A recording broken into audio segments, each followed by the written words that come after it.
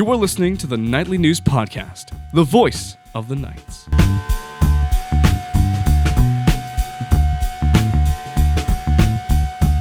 Welcome, everybody, to the Nightly News Podcast. This is Professor Paul Miller, and I'm so honored to be joined by one of my most favorite people here at Central Penn College, and also, for those of you who are out there for trivia, the first ever person on the podcast and probably one of the most prolific folks ever on the Nightly News Podcast, the Director of Career Services, Steve Hassinger. Steve, welcome back to the show. Thank you, Paul. It's always great to be on the podcast. I love talking about career services and about all the things that we're involved with.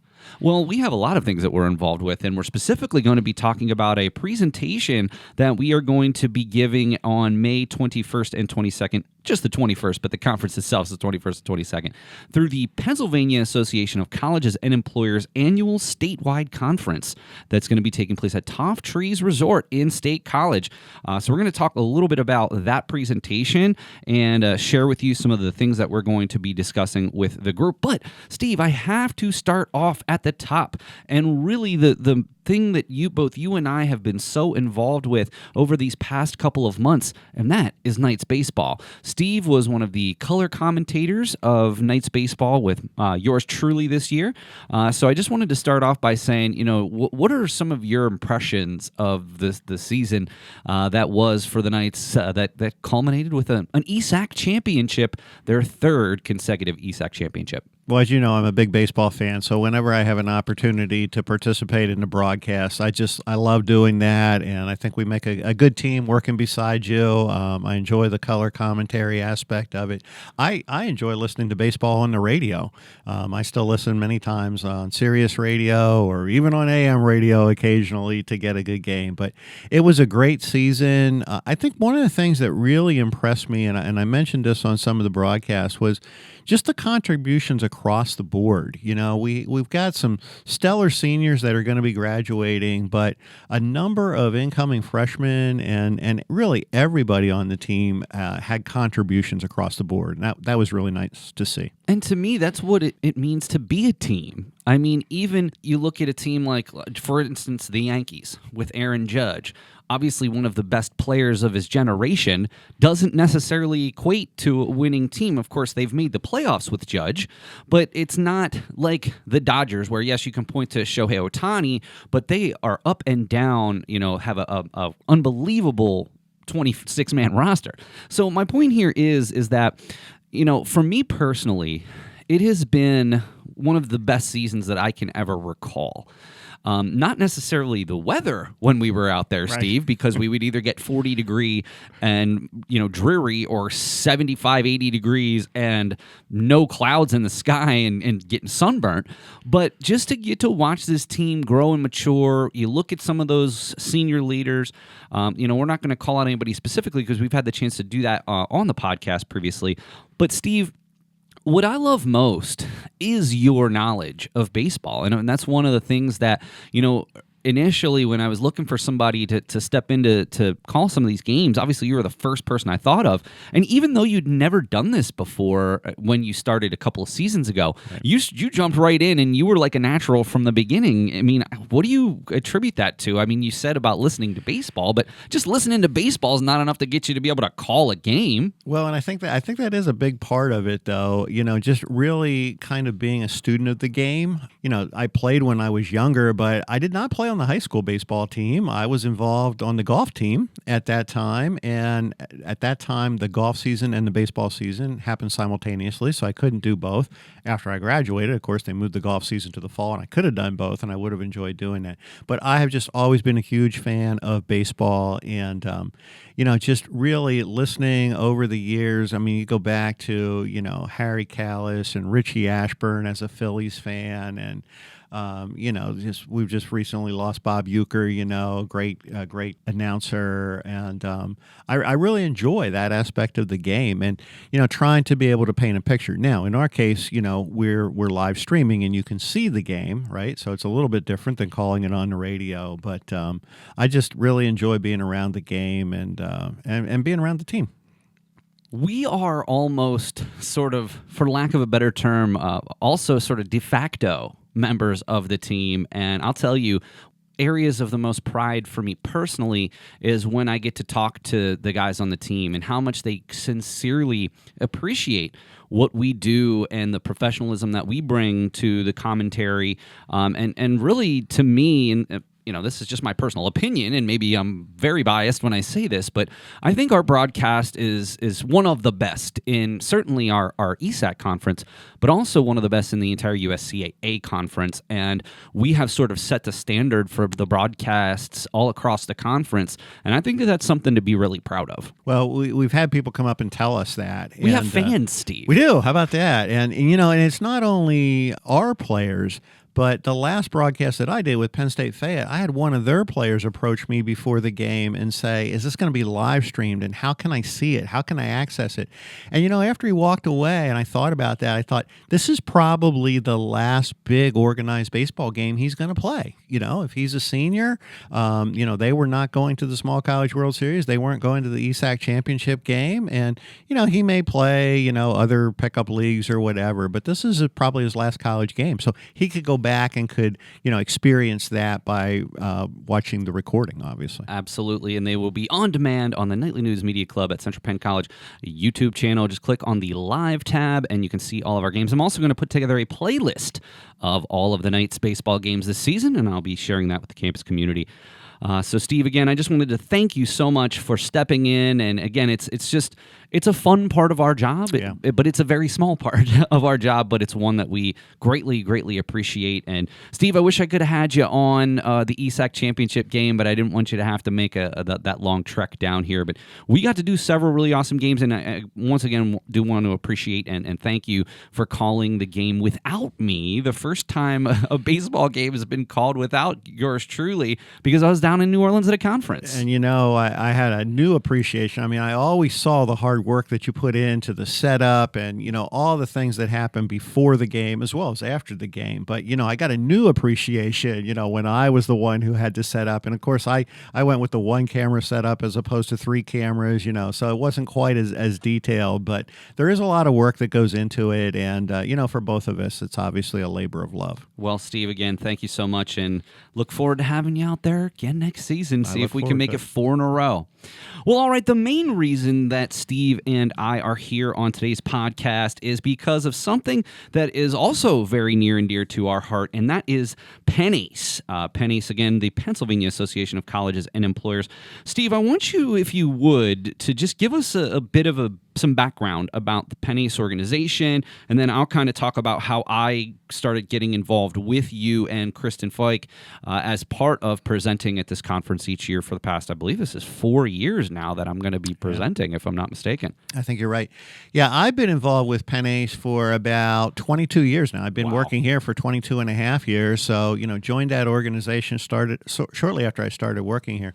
One of the great things about that organization is there is just a wealth of information among our colleagues across the state of Pennsylvania. Of course, we have some employers that are part of the organization as well, so it's great to be able to network with them and talk about opportunities for our students.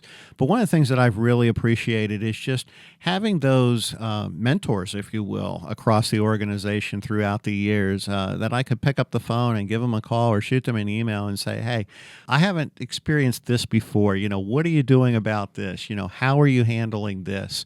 Part of the opportunity to do that is at the annual conference, but also having that network of people that I could reach out to at any time throughout the year. So I think the organization was very instrumental in my development as a career counselor. I had worked in vocational rehabilitation for 10 years prior to coming to Central Penn, but I had not worked in career services per se. So just a wealth of information across the network and just some great people that are part of the organization. I'd say maybe 5 years ago, we'll call it. Yeah, you came to me, and I've really enjoyed anytime I get to present at different conferences. I've presented at the Popular Culture Association National Conference for this is 5 years now, and I believe this is my 4th year at PennACE. And so you came to me and you talked to me about PennACE, and you said with your membership there was an extra spot, and would I be interested in being a part of what PennACE has to offer? And one of the biggest things, certainly not the only thing, but one of the biggest things that comes with that is getting to go to this annual statewide conference. One of the interesting things, and one of the places in sort of the niches, if you will, that I've managed to find alongside you and Kristen as well, who we've all presented together in the past. But one of the things that career services professionals often find, and this is statewide, this is not just at Central Penn, is that it's often difficult for them to engage faculty members. And they can do all of the things that they can do, but if they don't have an audience, it's much more difficult for them to do that. Now, one of the ways that you've over the years managed to increase engagement is by working directly with faculty members such as myself and many others here at Central Penn. So one of the things that we have done over the past couple of years is we have tried to share the ways that we have worked together in a way that these career services professionals might be able to engage their faculty members at their own campuses. And I can't tell you how many times I've had different folks come up to me and just thank us for, first of all, I'm one of the rare faculty members who comes to these conferences, and I feel that it's my duty to help them try to develop these relationships with their faculty members and increase the engagement on their programming. Would you say that that's fair? Absolutely fair. They have greatly appreciated your presence at the conference and the wealth of knowledge that you've brought through the workshops. And of course, some of our previous presentations have really focused on that partnership between faculty and career services. Obviously, everybody's institution is different. Some of them have faculty unions, with contracts and so forth. Some of them are part of the state system.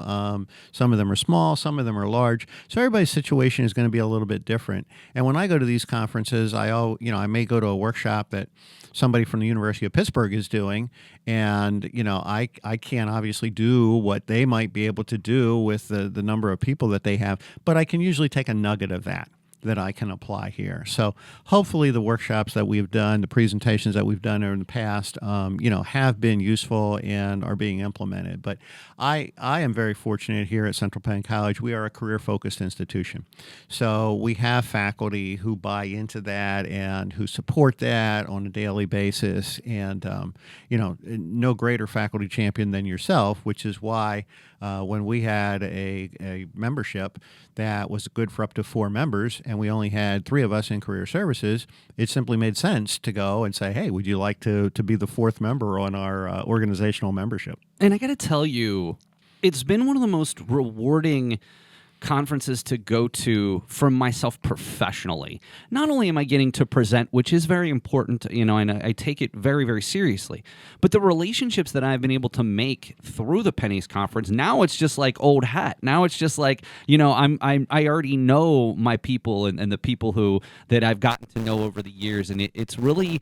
It's PCA is sort of the same way. Like the first year or two, you're kind of timid and you're not totally sure where you're going to fit. But then by the time you're there, year 3, year 4, you've got your people that you look forward to seeing every year, and it's that's part of the main reason that I like to go is to keep in touch with those folks.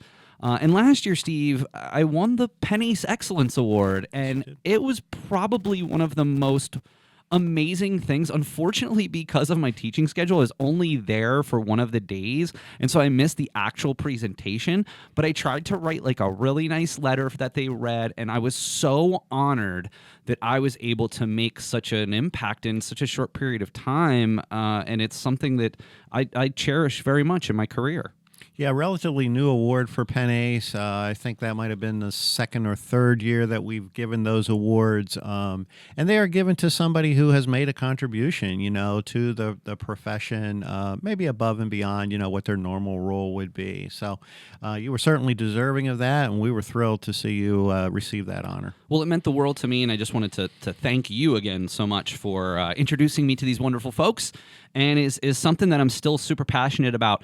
In fact, this year, we want to talk a little bit about the presentation that we are going to be doing. Again, this is at the PennACE statewide conference. It's going to be taking place on May 21st and 22nd at the Top Trees Resort in State College. We are going to be doing an express session, which means that there are times that there are full panel sessions, and there are times that there are express sessions. So we'll actually have to present the same presentation on 3 different occasions during this express session. So the title of our presentation is Experiential Learning opportunities for career services and the students they serve. And this all came from a discussion that we had previously on, not only just in class, but on the previous podcast about artificial intelligence. One of the things that professors should be doing, I can't say that all of them are, maybe some of the older prompts that we would have for homework assignments that is just sort of call and response are too easy to be replicated through artificial intelligence. And of all of the professional development and all of the articles I've read on Inside Higher Ed, puts the need for a professor to start developing different kinds of assignments.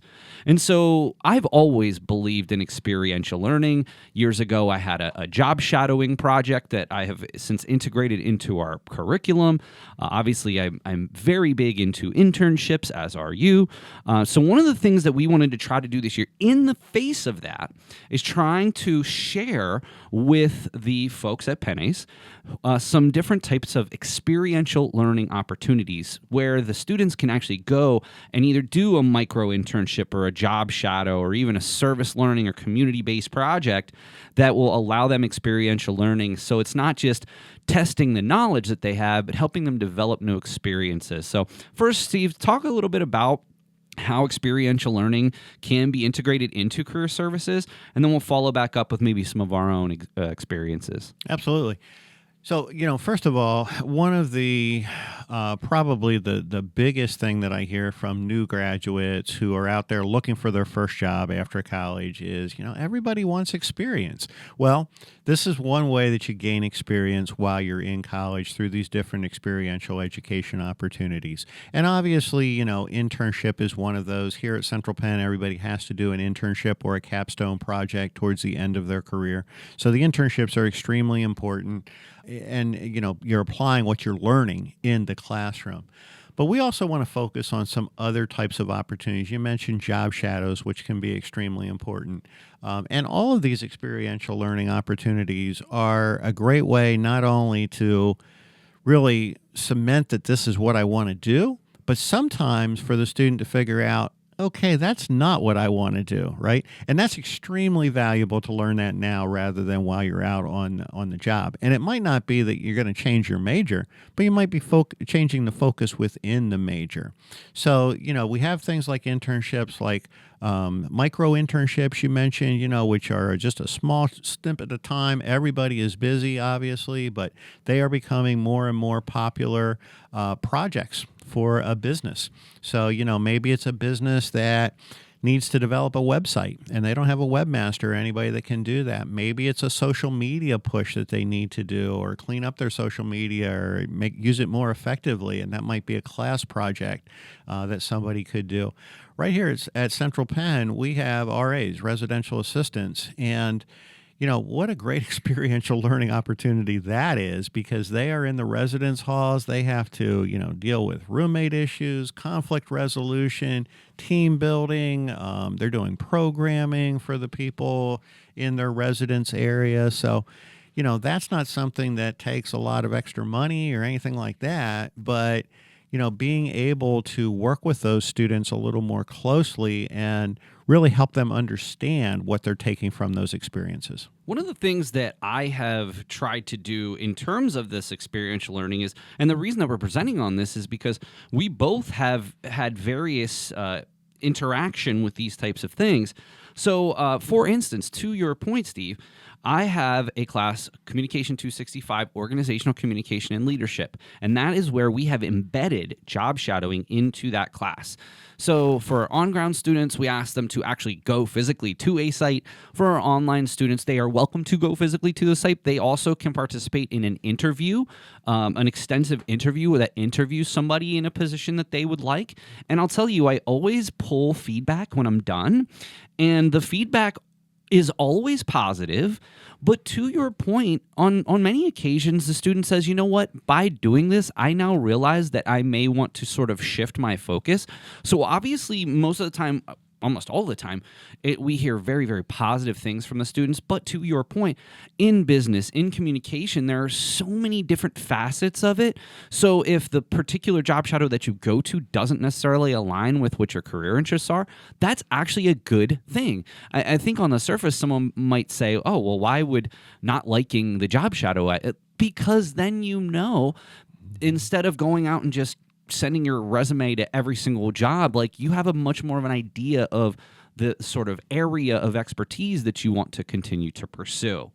I'd also point out that we are able here at Central Penn to do things like micro internships. I am actually working with 2 students right now in an independent study, and it's essentially like a half course, half internship. So they do about half of the internship hours. They have one is working with a local historical society, East Pennsboro Historical Society. The other is working as a marketing assistant for student services. And so it's really cool that these 2 students are able to get some additional experience before they are actually able to go into an internship as well. So, and again, we also do a class, Topics in Service Learning. Service learning is one of those opportunities on here. So again, we here at Central Penn may have an opportunity to do some more of these types of things because of our size that may not be able to be extrapolated to larger schools. But like you said, take a nugget.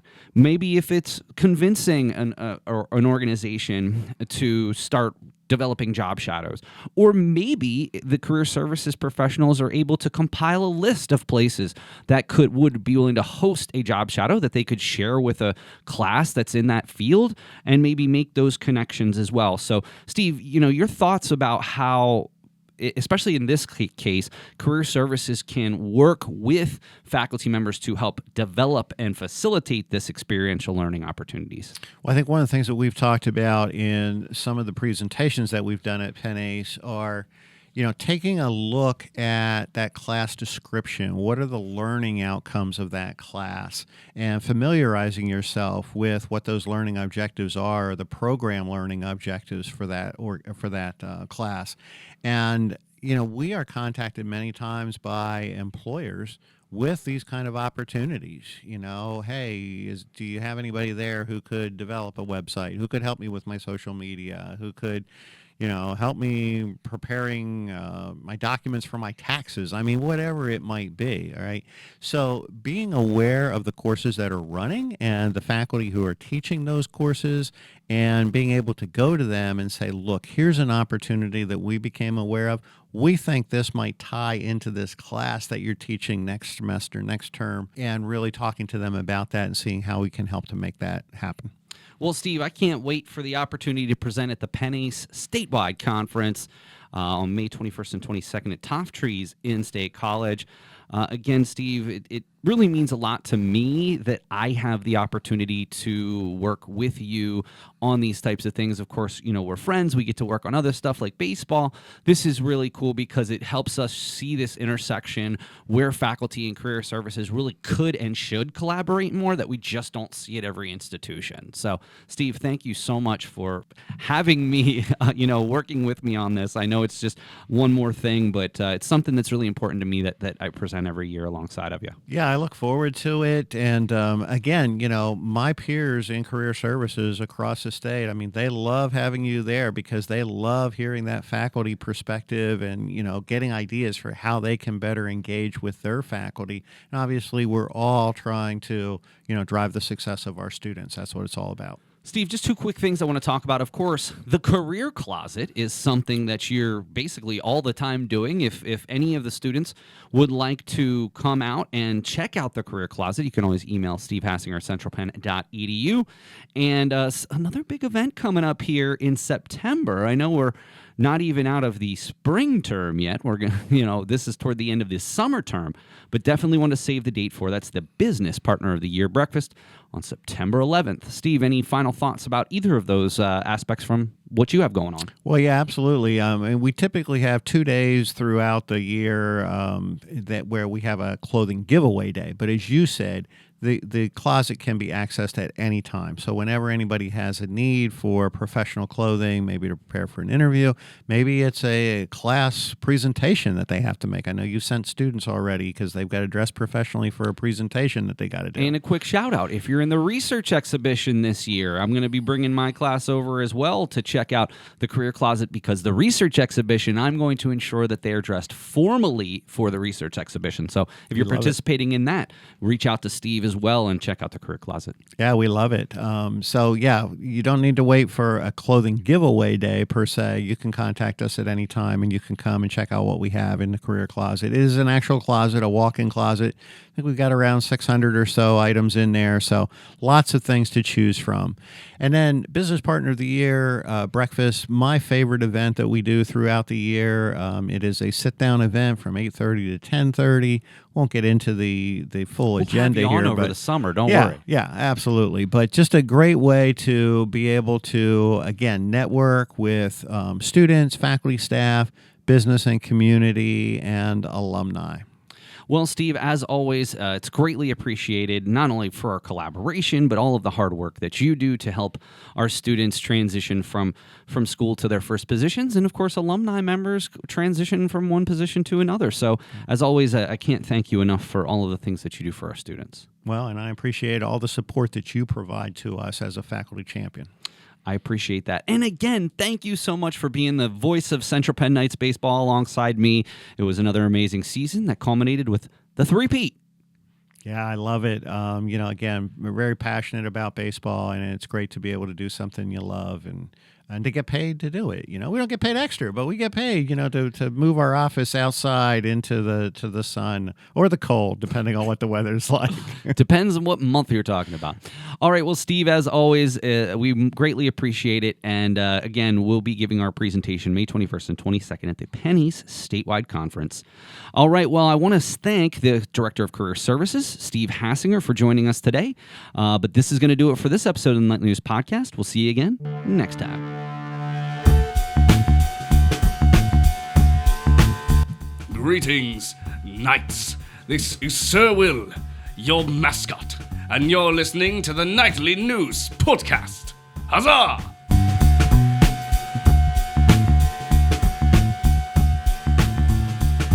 Welcome, everybody, to the Nightly News Podcast. This is Professor Paul Miller, and I'm so honored to be joined by Library Director Margaret Schachte. Margaret, welcome back to the show. Oh, thank you. I'm very excited to be back on. It's been a little bit. How long has it been? Since we did the trivia episode. Oh, so that would have been at the 200th episode. So that would have been a couple of terms ago when we did our sort of our podcast open house, and we had nightly news trivia. And interestingly enough, we just had the answer to one of those trivia questions. Steve Hassinger was on the first ever nightly news podcast. He was just on earlier in this episode. So, oh, really? Yeah, Awesome. we had a little fun talking about that. So obviously, Margaret, it's always wonderful to have you on. And today we're going to talk about the research exhibition and the book club. So we're looking forward to talking about that. Also welcoming for the first time to the Nightly News Podcast, Alex Foley. Alex, welcome to the show. Hi, thank you for having me. I'm excited. Well, it's absolutely our pleasure to have you. Alex has been a wonderful addition to the Nightly News. One of these folks who has gotten really involved early on in the college educational journey, I suppose you would say.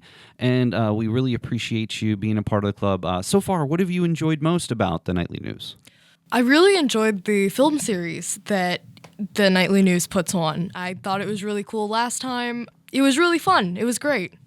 And as we record this, we would have just come fresh off of our most recent CPC film series, of which Alex continues to be a part of. And I want to give you a quick plug, Alex. So sadly, Nick Hogan is going to be doing his last film series review here with High Noon, which will be out this week. But he's going to be graduating. So we need somebody to step into his shoes, and you've graciously taken on this task. So what are you thinking about how, covering the film series in the future might work out for you? I'm really excited for it. I think it's going to go great, hopefully. Yeah, I'm really excited to see what movies get chosen and who I get to interview and what I get to learn from it. Well, that's fantastic to hear. And I will tell you that you've got some big shoes to fill because The first ever film series correspondent was Leslie Heimbaugh. She's a Hall of Famer. Dylan Bowman is a Hall of Famer, going to be inducted this year. Nick, he hasn't graduated yet, so he's got a 1-year waiting period, but in the future, Nick could certainly be seeing that. So you've got some really strong people ahead of you, but here's the good thing. You also have like 20 different articles that you can refer to for ideas and approaches and things like that. And so I hope that Nick is able to continue to give his wisdom as part of being the film series correspondent. So we look forward to that, Alex. Thank you. I certainly will be looking for his opinion on things. Well, and hey, even after he graduates, make sure you have his contact. You can always reach out to him if you ever have any questions. And of course, Professor Olympia and I as well. All right, well, we are here to talk about the Margaret, I couldn't even believe this when I read this, 10th annual research exhibition. It'll be taking place in the Conference Center on Wednesday, June 4th from 3 to 5 p.m. Margaret asks that you arrive by 2:45 for your table assignment. And what this is, and this has kind of evolved over the years, one thing that I would say is I remember the very first research exhibition well before you even were here. It was actually I was still an adjunct at the time, but I somehow got involved. I don't know if I was just helping set up or if I don't think I judged that year. But I have had my students get involved in this before. But even before all of this, we used to, as a club, join every single year as well. Wow. Yeah, so not necessarily the nightly news. In fact, I'm looking right here at our research exhibition audience favorite from 2018 when we did the social media echo chamber research project, and that was something we did as a club. Haven't done that as much lately. I'm more concerned about getting my classes involved, and it's logistically very difficult to try to do it with people who you don't always see. And I'm sure. And some of those students in the club are probably doing it as part of their other courses as well, so then they have to do it twice. But I heard that and saw some pictures from previous research exhibitions. It wasn't always in the conference center. I saw pictures where they were in the theater. I saw pictures where they were in classrooms during COVID, I think. So it's been a couple of different places, but the conference centers seems to be a nice location. Well, and the one thing that I would point out as well is, just like everything else, it certainly has evolved over time. For a time, maybe it was a little bit more open to the entire school and had specific themes. And as it's gone, you've seen also some shifts to some of the majors that are participating. But more recently, it's been opened up to the entire school, online included. And one big key this year is there isn't a specific theme. So let me ask you, and I think my first question here is going to be, what was the thought process behind not having a theme to it? Do you find that makes it more challenging for people to come up with research to bring and sort of unite all of the research together for the judges? So I'm actually going to have a crazy answer here. The reason is that when I started in 2023, I joined the library in March, and the research exhibition is in June, so not a whole lot of time to get up and running. And I did not know that there was historically a theme, and that was not mentioned in the previous librarian's notes. So I went into this event just not knowing that there was going to be a theme, historically that there had been one, and it seemed to go fine. And nobody even told me about it until well into the next year. And then I was like, well, we haven't had a theme so far and everything seems to be working. And I think it also gives a little bit more freedom to those individual instructors, because a lot of, especially the health science courses, they are building this into their classes. They're very research heavy. And I think removing the theme in a lot of ways lets the instructors customize so that their students are doing the particular kind of research that they're looking for to meet class criteria, especially if it's getting evaluated as a type of final project. But do you find that it might be difficult for people to get started with a topic without a theme? It's almost like this sort of paradox that you have in classroom, right? A lot of times you want students to be able to come up with their own ideas, right, when it comes to those types of things. But that being said, even with allowing students the freedom to come up with their own ideas, often I still have students who want me to give them sort of guardrails if you will. Do you find that that's been an issue or no? I haven't found that it's been an issue. I've had students come into the library when they're in the beginning stages looking for a little bit more guidance, and really that's where I just step into the role of helping them brainstorm so that we can work one-on-one. But no, it hasn't really come up as an issue at all. And I think especially given that there's so many different types of fields represented in this research exhibition, when I'm thinking forward to if I had to pick a theme, what would it be? It seems hard in my mind to come up with one that's equally applicable and impactful regardless of discipline. I'm not sure that I agree with you on that, though. Well, I also haven't given much thought to it. So if you have ideas for themes and you want to collaborate further, let me know. No. So I first of all, I don't want to step on, this is your thing. I'm not being by any means critical of, the theme or not a theme. This is quite literally an example of, stepping into a new role and not having the turnover from previous 100%. or having turnover from previous libraries. And I think that you do such a great job. I'm certainly not begrudging you. I think that you do a great job. I was just wondering if there was a thought process. Now I understand that there was a thought process. There just wasn't really any sort of behind the scenes sort of guidance when you stepped into this. But I think that's really cool. So let's just really quick talk about the purpose of this. Obviously, presenting your research is a really important thing, and we need to be able to do that and speak about our research in a smart and eloquent way. Again, I understand that you came into this and it already had been established, but now that this is your thing, you're now going into your third year, right? This is number 3. So tell us a little bit about, what you envision this as and why this skill is still so important to be able to speak to your research no matter what discipline you're in. I think it is a wonderful opportunity for students to practice a type of information sharing that happens at most conferences and in most professions. So regardless of what career path you choose, if you are in an association for your profession and they have a conference or anything like that, even if you're not presenting a full session, there are going to be poster sessions. And what are you going to do? Make a poster, stand there, share your ideas. And it's a great way to kind of informally share your research with all the people that need to know about it. And it's just a really important skill to be able to have. And I want to make sure that our students feel comfortable as they transition out of college and into their industry, that they can jump right in with sharing their ideas, being influential, letting people see, what they have to offer, what they can add to the conversation, and being able to present things visually is super important. And I think that helps when you're making a trifold poster, but also translates into so many other aspects, of either social media or marketing or whatever you need to, whatever way you need to share information. Being able to represent it visually, talk about it in those kind of semi-informal settings is a huge skill that I want to make sure every student leaves this college with. Well, certainly you're not going to get any argument from me about students being able to communicate properly as a communication professor here.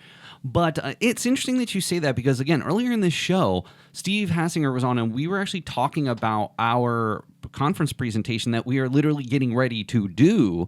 And I have presented annually at the National Pop Culture Association Conference. Just earlier in the term, Noah Lopez interviewed me about that, and I got to talk a little bit more about that. And of course, we got to talk with Steve about our presentation. So it is a big deal when you go to these types of conferences and meeting with these other folks who are, whether either it's locally or even nationally, interested in the same types of things you are and doing the same types of research you are. It really means so much. I had somebody come up to me after my presentation at PCA, and we got to talking for like a half hour because he was so interested in in the research that I was doing about Die Hard being a Christmas movie that we sat there and chatted for half an hour, and we've since been emailing multiple times. I'm hoping to put together a panel session next year on holiday media, which I think is really unique.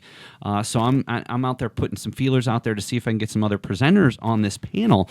But that all being said, regardless of if you're in academia or no matter what you're in, if you belong to a professional organization, they often will have a conference. And those are the best places where not only you can network, of course, networking is always big, but getting to learn about new trends and things that are going on in your industry that are going to help you in the future. So, and I can say from a library perspective, when I go to the annual library conference, what we really use those poster sessions for is showing real world problem solving. It's usually librarians who either invented a program or they had an issue and they fixed it. And it's not enough to make a full session, but you just make a poster and then you share it with everyone there. It really just adds to the information base that everyone has. Well, again, we want to certainly, all students are welcome from all disciplines, from all modalities. So what I would say is, for further information, first of all, we got to make sure to remember that June 4th, Wednesday, June 4th, in the Conference Center from 3 to 5 p.m. is the research exhibition. Faculty and staff can also help judge. If you want to help judge, you can reach out to Margaret. But you can also just come down and support what's going on. There will be some sort of light refreshments, and we'll have a good old time.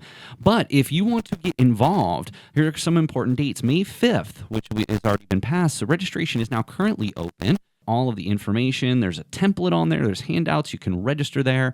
There's ideas about working in groups. So all types of interesting things that you can go to that page for. Or, of course, you can always reach out to Margaret Schachte at centralpenn.edu.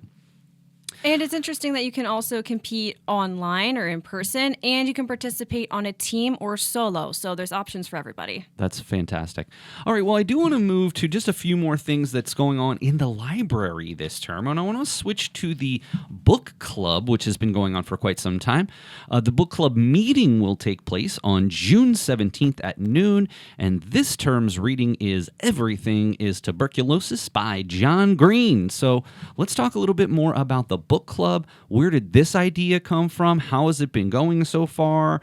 And Everything is Tuberculosis? What's that all about? Well, the book club has been going for 3 terms now. And it really, we used to have one years ago before I was at the library. How did you know? Because I have access to the previous librarian's notes and essentially journal. Oh, okay. That she maintained an excellent documentation of everything was happening. They had an internal library annual report that all of the staff contributed to every year with all the things that were happening. So I've been able to read through all of that and see what we used to do. But when I started here, we did not have a book club. And I wasn't really thinking of starting one just because terms are such fast-paced here, and there's a lot of local libraries in the area. You could use their book clubs. But the library always puts out a table at the Back to Class Blast. And students had been asking, do you have a book club? And enough students asked that I started thinking, maybe this is something I should consider. But what really impacted my decision was starting to hear from staff. I'm on the Connections Committee, where we help to plan, events and fun ways to socialize among the employees on campus and for students too. And people have been giving the feedback of, it would be great if we had a book club. And I thought, you know what, that's a perfect place for the library to step in. Sure. So I just put out a registration sheet. People signed up. And it's been great. It's really low key. At the beginning of the term, we just vote on what book we want to read. And everybody gets a copy, you read it during the term, and then we have a 1-hour meeting at the end of term to discuss what we liked or didn't like. Interesting. Well, here's where I want to bring Alex in. Alex, I know that you've only this is your second term, which is phenomenal, that you're so involved in your first, 5 months of being here. So I know you were involved in the book club previously. So talk a little bit about why you joined the book club and what someone could expect if they come down for the book club meeting. So this is actually my first term being involved with the book club. Oh, okay, I see. But what really had me interested was the fact that I, before coming to college, worked for 3 years part-time at a library. So I've always been kind of involved in things going on with libraries. I love information sharing, all of that. So the second that I saw we had a book club, I, of course, signed up. Well, that's fantastic. So I didn't even know that. So you worked at a library for 3 years? Tell me a little bit more about that. Well, I started late 17, right around my 18th birthday, and there was a library in my hometown, and that's where I started, and I worked that job until I enrolled in college here at Central Penn. That's really cool. So were you a volunteer? Or were you actually a employee? I was a paid part-time employee. And what was it about libraries I'm sure Margaret and you have a lot in common with these conversations, but what was it about the library that really kind of got you going and got you said, this is where I want to be and this is the type of job I want to do even when you're in high school? I love helping people. And through working in a library, you get to help people every single day find information. You help them with problems beyond just where is this book located. You help them with personal issues. You can direct them to different support structures they might need to solve whatever problems are going on in their lives. You develop really close connections with community members, and especially in my hometown, there's a lot of elderly people, so you make these close connections with people who kind of don't have connection elsewhere, or they're isolated, especially in a small town like mine was. Not everyone has access to the internet where I come from. I know this is shocking, right? And this is one of the things I talk about a lot, because I talk about in class the concept of the digital divide, the fact that there are haves and have-nots in terms of digital literacy, digital devices, digital knowledge just in general about being able to use computers and tablets and phones and things like that. There are a staggering number of people in this country that probably a good... just from research I've done, probably about 20% who don't have home broadband internet, if not more. And many people are smartphone-only users, meaning that the only access they have to the internet is through their phone. I mean, I've even talked to students before who are trying to do homework assignments on their phone. I can't even imagine such a thing and trying to do well at school. I can share that in my hometown, as of the last census that this was looked at, about 27% of our town's population does not have access to internet at home, and that includes on a mobile device. That's insane. And some of that is by choice, but some of it is just, the type of location that we're in, or, poverty. So both. The library plays a really important role in holding the town together information-wise. Because if you're going to apply for a job, if you're going to print out the registration for your car, you're just going to get on Facebook so you can talk with family who live far away, you need to come to the library to do it. Absolutely. Well, Alex, I appreciate your insight, and certainly would love to have you back next time we have Margaret on talking about the book club, and you can let us know about your experiences. But I got to find out, what I'm not familiar with this book. I'm sorry, I'm unfortunately not a part of the book club this term. I'm waiting for a book that speaks to me. But tell me a little bit more about this book, Everything is Tuberculosis by John Green. So first of all, you should actually join the book club before you see a good book, because we vote on what book we want to read. So you'd be able to suggest a good one in that case. Fair enough. But we chose this book because it was requested by one of the book club members, and also because it's just a really big book at the moment. John Green is an incredibly popular and well-known young adult author.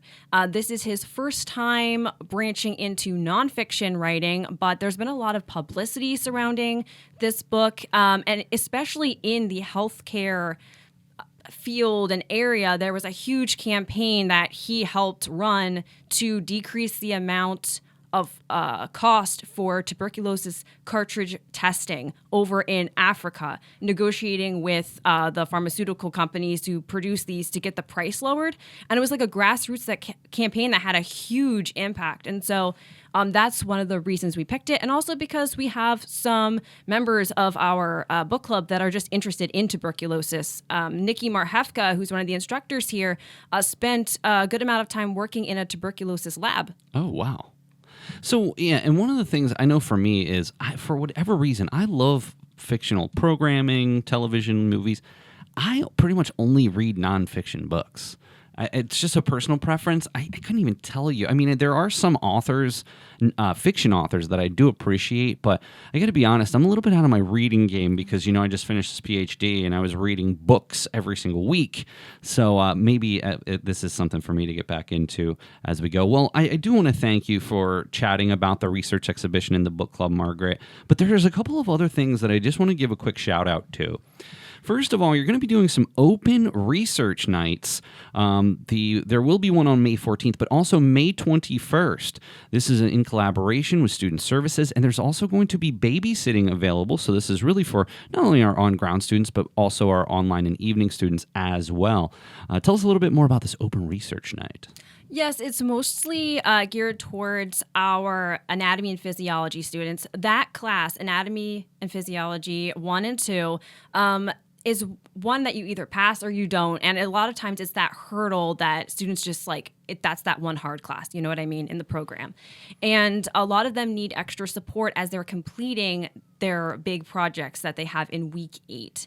And we found that a lot of the online students, they often have families, and it's hard for them to make the time and set it aside to work on their research with a librarian. They don't necessarily have the time to stop into the library and, spend time getting research or project assistance. And so we decided that in order to help solve some of that problem and, build a sense of community amongst these students, that we would offer babysitting for young children so that the parents can all get together, work on their projects, and I'll be there to help with the research side of things.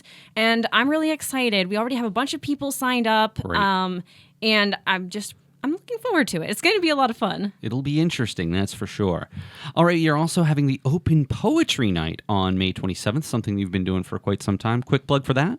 Yep, Open Poetry Club. Bring your favorite poem or a poem you wrote, or you can just come to listen. We just sit around, read our favorite poetry, and eat snacks. That's what I like to hear.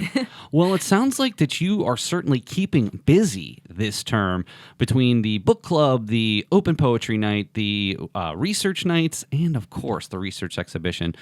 So, as always, Margaret, not only do I want to thank you for being such an integral part of the CPC film series, which I greatly appreciate, you are a shining star on this campus, and we greatly appreciate all of your efforts. So, thank you very much. That's so kind. And, of course, Alex, it's such a pleasure not only to have you as part of the club. Very quickly, it seems that over the summer, you might be stepping into a little bit of a leadership role and working with Nick on working with the CPC film series going forward. I mean, you got it all going on. So thank you so much for all of your kind, not only your time, your kindness. You're always the most polite person, and I appreciate that greatly. But seriously, thank you. I know a lot of times for students, it's like, oh, I'm in my first term. I don't really want to take a whole lot on. And then by the time they're in their third or fourth term, they're in a groove, and then they just never get involved. You're the opposite of that, and you're the type of student that's going to be very, very successful here. Thank you so much. That is so kind. Well, it's my pleasure. I'm trying to match your kindness. How about that? All right. Well, hey, that's going to do it for this episode of the Nightly News Podcast. I want to thank Nightly News Media Club member Alex Foley and the Library Director Margaret Schachte for joining us today. We'll have them on again soon, but that's going to do it for us. So we'll see you again on the Nightly News Podcast next time.